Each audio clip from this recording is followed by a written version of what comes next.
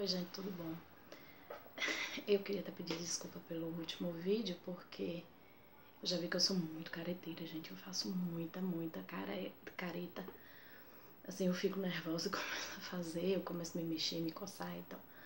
E queria pedir desculpa também por conta de um sonzinho de fundo que tem nos vídeos, mas é porque eu sou vizinha de uma loja de artigos religiosos.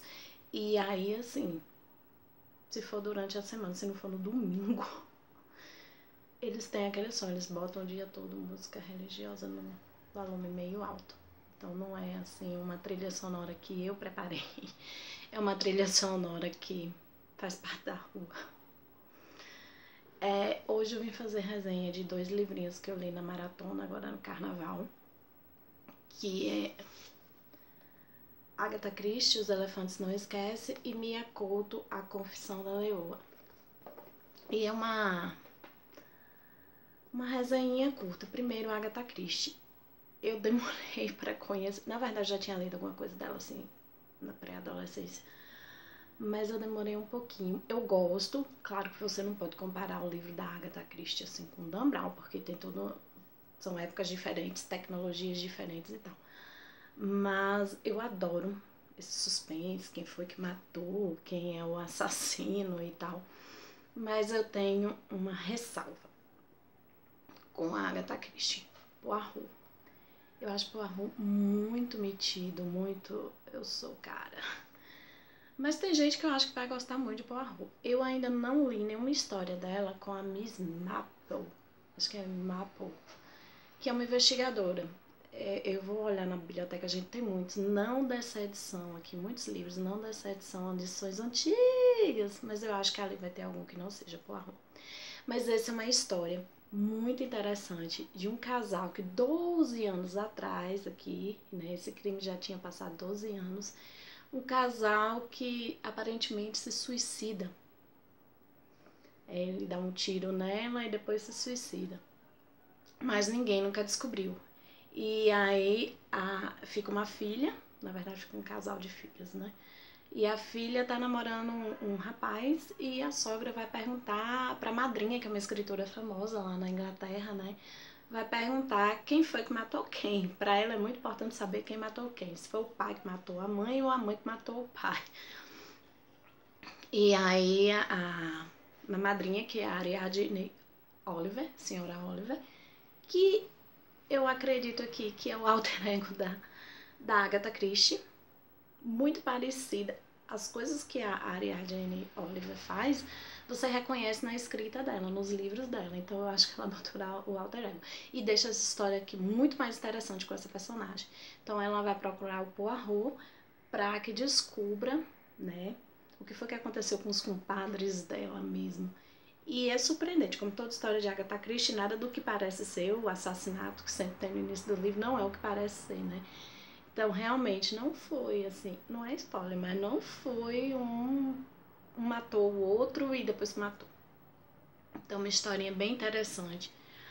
Acho maravilhosas as histórias de Agatha Christie, principalmente infanto-juvenil. Ela atinge o público geral, do infanto-juvenil ao médio, desculpa, eu tô na questão, eu tô aqui na cabeça que eu tô falando de segmento escolar, mas até o público adulto. Muito bom, é um livro rápido, eles não são livros grandes, são pequenos, e hoje em dia, eu acho que já tem uns 2, 3 anos, que a Nova Fronteira lançou essas edições em capa dura, então nas Americanas você sempre acha elas em promoções, tanto box quanto o livro individual. São histórias maravilhosas, assim, acho que agrada a todo mundo. Adorei, mesmo tendo uma certa implicância com o Poirot. E pretendo ler mais de Agatha pra descobrir. É um clássico, né, gente?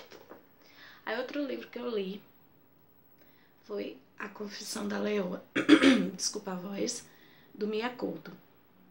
Assim, há muitos anos atrás, eu tentei ler um livro dele que chama O Último Voo do Flamingo. Fiquei meio perdida, assim, tava numa correria muito grande, não deu tempo pra eu terminar e ficou o livro pela metade. Inclusive lá na biblioteca tem, agora eu vou pegar e vou ler. Porque Mia Couto é um autor moçambicano e, assim, por mais que a gente fale a mesma língua, eu digo a mesma porque quando você vai ver aqui não é bem a mesma. Eu acho que o português do Brasil é único. Ele vai falar dos costumes do povo de Moçambique, que a gente não tem muito contato, apesar da gente ter, né, na época da escravidão, trazido muitos escravos da região, mas a gente não tem muito conhecimento, eu digo assim, no geral, sobre como é a vida lá em Moçambique. E aqui ele vai retratar a história de Silência e de Arcanjo. Né? Uma leoa tá matando pessoas numa aldeia no norte de Moçambique, e aí o governo manda Arcanjo, que é um caçador profissional, para eliminar essa leoa. E a última vítima foi a irmã de Silência.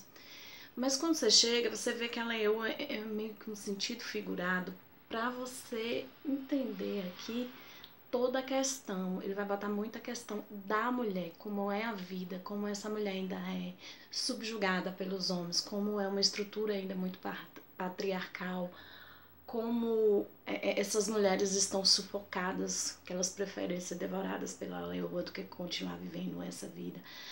Os homens ainda têm muito aquela coisa, a minha mulher é minha propriedade, ou porque você é mulher eu posso te pegar e fazer o que quiser com você.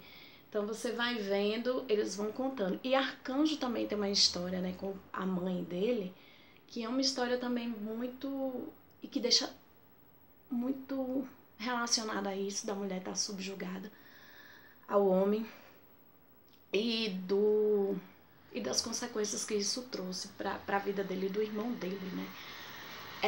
É um livro que ele usa muito uma linguagem poética, não é poesia, mas ele usa uma linguagem muito poética e subjetiva para falar dos sentimentos e das verdades. As verdades são tão duras, são tão... como é que eu posso denominar? São tão absurdas o que acontece com as mulheres que o Miyakoto vai usando uma linguagem meio figurada para falar dessa violência, né, desse subjugamento das mulheres aqui, lá em Moçambique, principalmente na área rural, que ainda é muito configurada como... ainda tem muita questão de preservar costumes e crenças, o embate entre os assimilados, que são as pessoas que foram convertidas ao cristianismo, e as pessoas que seguem aquelas crenças, aqueles costumes.